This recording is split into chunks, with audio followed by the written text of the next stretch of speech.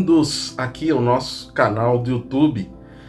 Você está recebendo aqui um vídeo, uma videoaula da nossa série Dossiê Paulo, onde nós tratamos da teologia paulina, das cartas paulinas, do contexto, do ambiente, da mensagem de cada carta paulina.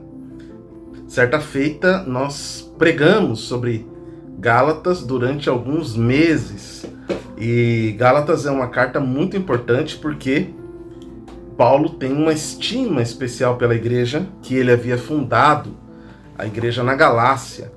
Entendemos que a carta aos Gálatas é uma carta considerada genuína do apóstolo Paulo, as chamadas protopaulinas. Temos aqui Romanos, 1 e 2 Coríntios, Gálatas, 1 Tessalonicenses, Filipenses e Filemão.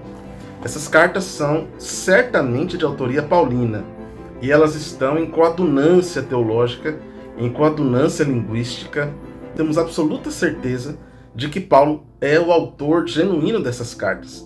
Temos uma qualidade de cartas paulinas que são chamadas de deuteropaulinas, cartas que foram discutidas e de que foram incluídas posteriormente. Num segundo momento, essas cartas foram incluídas, que é o caso de Efésios, Colossenses e principalmente 2 Tessalonicenses, que é uma carta extremamente discutida com relação à autoria paulina. E temos as pseudomínicas, as pseudomínias, que são aquelas que podem ter sido escritas por discípulos de Paulo e que podem não ser autênticas. Mas, obviamente, para nós, o corpus paulino se trata das 13 cartas inicialmente escritas pelo apóstolo Paulo. E falando sobre Gálatas, a carta aos Gálatas é a carta da liberdade cristã. É o tratado onde Paulo trata a respeito da liberdade em Cristo. Segundo Lutero, é a declaração da independência cristã. É uma carta que afirma a independência do cristianismo em relação à lei. Perceba comigo aqui Gálatas 2, verso 16. Diz assim: sabendo contudo que o homem não é justificado por obras da lei, e sim mediante a fé em Cristo Jesus.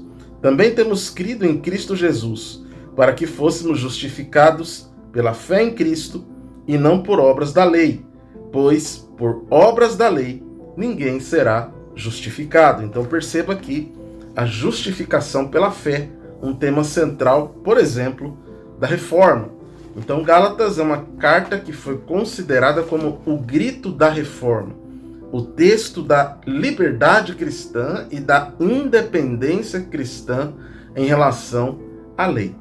Primeiro ponto, a carta aos Gálatas ela revela o que é secundário para a salvação, o que não é essencial à nossa salvação. Sobre isso falaremos nas próximas aulas. Por exemplo, aqui em Gálatas, capítulo 2, verso 15 a 21, nós temos a ideia do fundamento, a gratuidade da cruz de Cristo, a graça que está na cruz de Cristo, que por pura graça nos libertou do pecado e nos concede a vida nova. Então, você pode ler aí na sua casa, Gálatas 2, de 15 a 21, percebendo aí a gratuidade da cruz.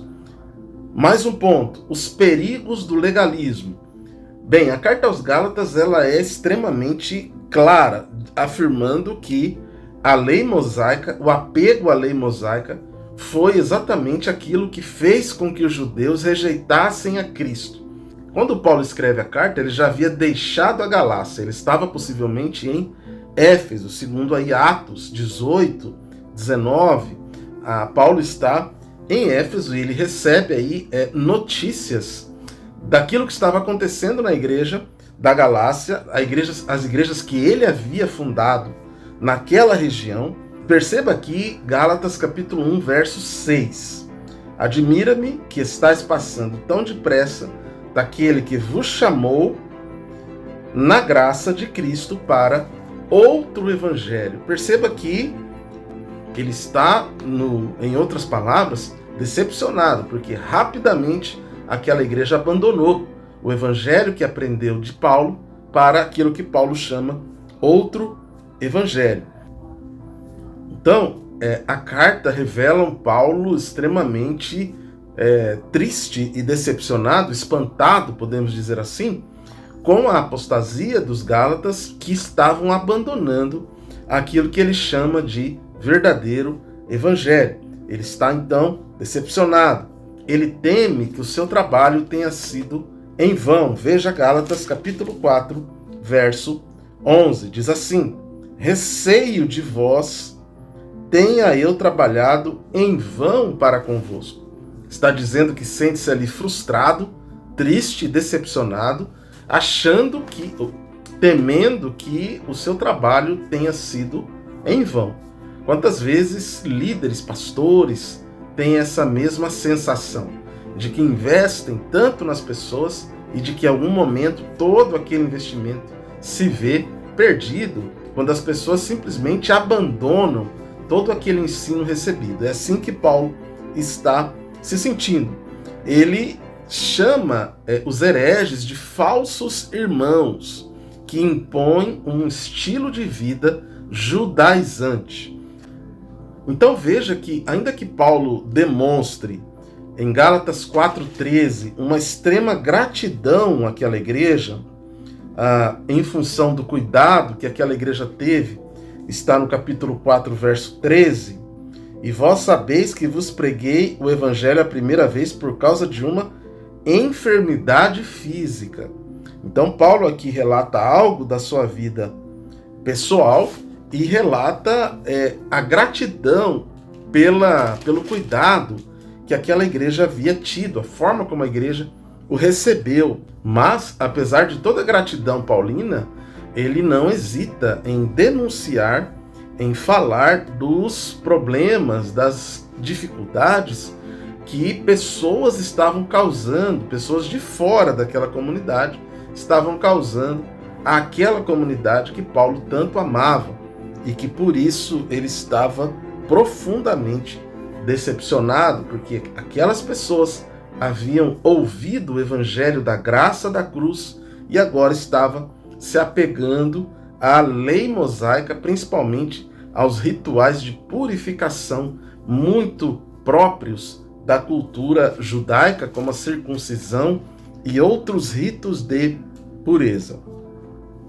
Nessa primeira aula, geralmente nós falamos das divisões da carta. Nós temos a primeira divisão do capítulo 1 até o capítulo 2, verso 21.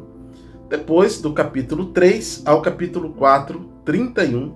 E, finalmente, do capítulo 5 até o capítulo 6, 18, que é o fim desta tão importante carta paulina. Nesta perspectiva, a carta aos Gálatas, primeiro, relacionando a carta a esta estima particular de Paulo, a gratidão paulina pela forma como foi acolhido naquela igreja.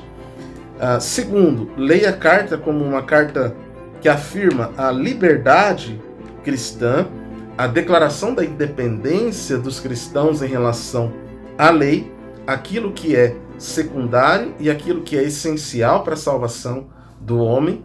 E terceiro, leia a carta também a partir da ideia de como Paulo afirma os perigos do legalismo, do apego às obras da lei como critério salvífico. Então, Paulo está nesta carta definindo critérios, definindo aí uma linha mestra doutrinária a respeito da questão da salvação, da soteriologia, daquilo que é essencial para sermos salvos em Cristo Jesus. Na próxima aula nós veremos os argumentos internos da carta e leremos vários versículos onde Paulo apresenta as suas teses.